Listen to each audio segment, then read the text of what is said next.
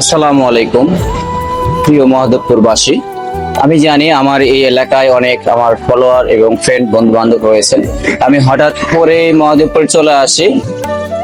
আমার পরিবার সাপাহারে গেল, আমি মহাদেবপুর পর্যন্ত এগিয়ে সাপাহারের বাস ধরাই দিয়ে আমি এখানে এই শিবগঞ্জের মোড়ে অর্থাৎ যে গরুর যে গাড়ির যে গোল ঐতিহাসিক যে চত্বর রয়েছে, চত্বরের এই পাশে একটা স্টলে বসে আমি চা খাচ্ছি।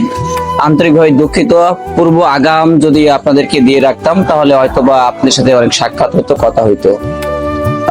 অত্যন্ত ভারাক্রান্ত মনে খুব কষ্ট নিয়ে আমার কাছে যদি হচ্ছে যে আমি কারোর সাথে যোগাযোগ করতে পারলাম না, কারোর সাথে এক করতে পারলাম না।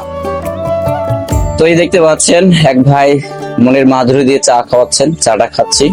খাওয়ার পরে আমি বিদায় নিব। তো রাগ করবেন না, ইনশাল্লাহ পরবর্তীতে আসলে দেখা হবে। আসসালামু আলাইকুম।